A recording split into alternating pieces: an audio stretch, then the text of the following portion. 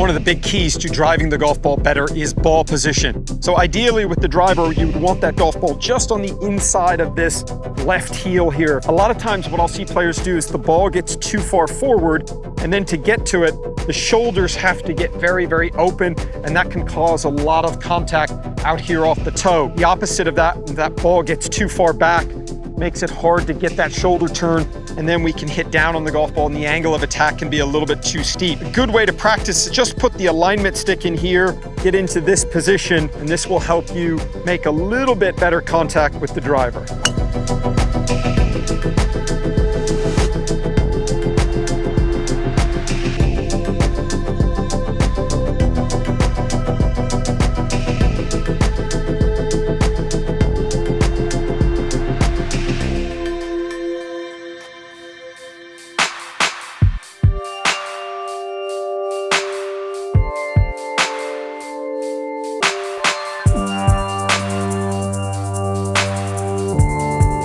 So when you're thinking about shaping the golf ball, I think it's important to think about the path of the golf club. So if you're trying to hit a draw, you're going to want the golf club to work a little bit on the in. The idea would be to feel like the club is going to work back through these two rods here and then back through this position. And if you're trying to hit a fade, you're going to want to keep the golf club in front of you going back and then keep it in front of you coming through, because we don't want that golf club working too much on the inside. Whatever shape you're trying to hit, you just need to make sure that you've got the backswing and the path to match it. If you can get the path, you can start to work the club in the right direction and be a little bit more consistent and start the golf ball where you want it to every time.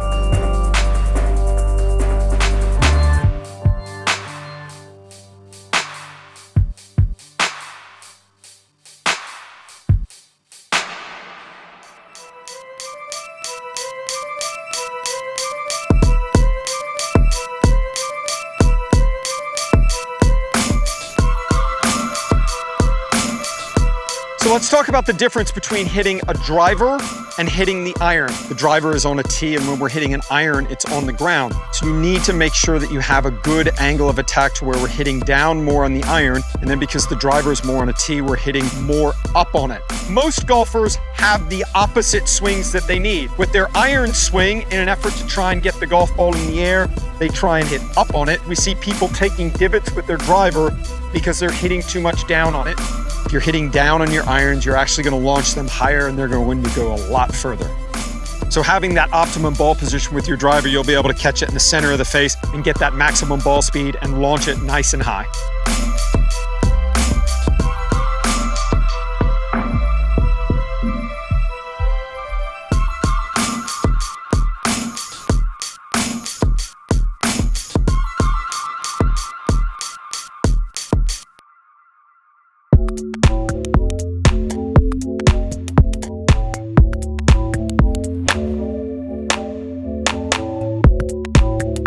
So one of the easiest ways to work on your golf game is to work on your alignment. I think what happens to most people is they get their feet going in one direction and their shoulders going in the opposite direction. So we want two alignment rods here. One's for your feet and one's for your shoulders. We're trying to get your feet, your hips, and your shoulders all going in the same direction. And it's a little bit like steering a car. If the back wheels are going in a different direction than the front wheels, it's going to be difficult to control the car. So when you set up, you're trying to make sure that we get feet to this inside line, shoulders to that outside line, and if the alignment's good, you'll have a much better chance to hit the golf ball solid.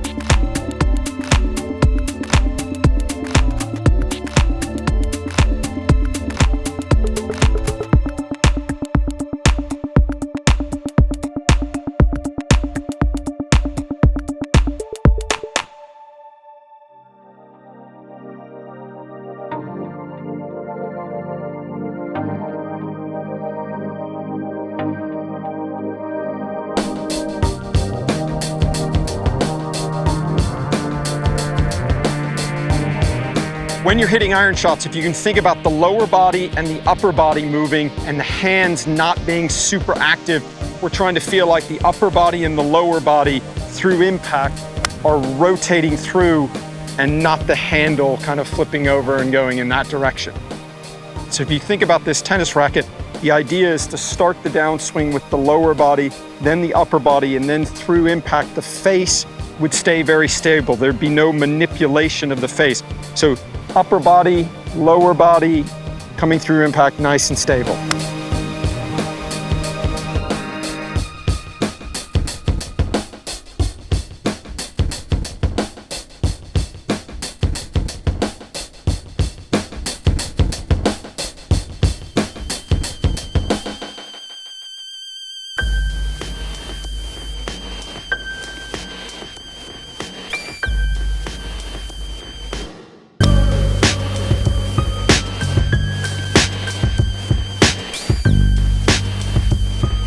One of the shots that scares players is the bunker shot, but really it's one of the easiest shots in golf because it's the only shot where you're not going to be hitting the ball, you're going to be hitting the sand underneath the ball.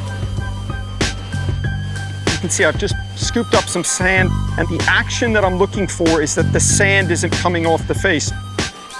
So if you can finish in this position and the sand is still on the face, the ball is going to get out of the sand, and it's this movement here to where the club is going to be utilizing the bounce and it's not going to dig.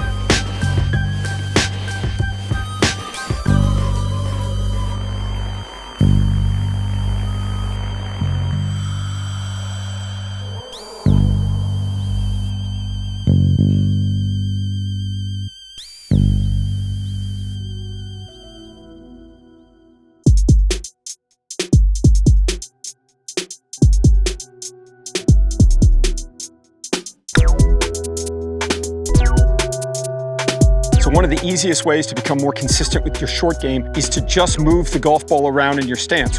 And I've got 3 different ball positions. Where the golf ball is placed in my stance is going to dictate the flight of the golf ball, the trajectory, and the distance as well. So all I'm doing is just changing the ball position. Neutral, forward, and back. So my normal everyday setup is going to be right in the middle of my stance here. So now when I get the golf ball more forward in my stance, the shaft is leaning just a fraction back.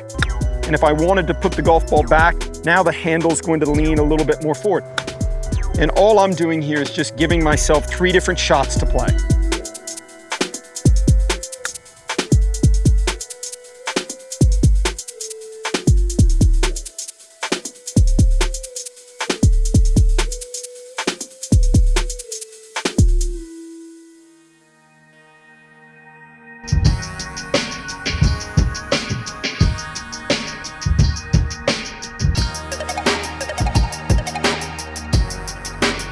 One of the easiest ways to lower your scores is to work on your putting. The most important thing is the speed of the putt. That's the thing that I don't see players practicing enough. I've got some putts here on the putting green, and what I'm going to do is I'm just going to think how I can get the golf ball close to the hole. And if my speed's good, I'm never really going to be that far away from the hole. I'm not worried about what my stroke is doing. I'm just trying to react as a player. So if you work more on long putts, it's going to give you a better opportunity to save pars, to save bogeys, and it's going to give you an opportunity to 3-putt far less than you do. So if your speed putts get better, you're going to putt better and your scores are going to get lower.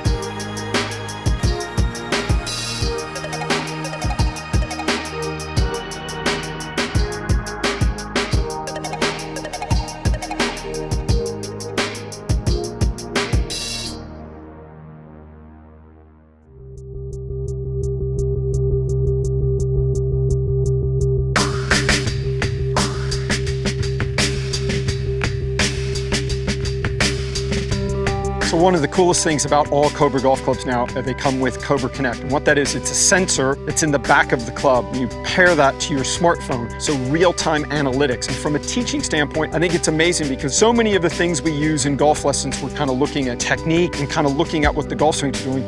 But we're doing that on the driving range. So the great thing about Cobra Connect is it's actually what's happening out on the golf course. It tells us how far every golf club's going. It's telling us the curve, the direction. It's giving real-time stats. And it's going to actually show you what you need to improve. You might be a much better driver of the golf ball than you think. But not having this information is really being out on the golf course and kind of flying blind.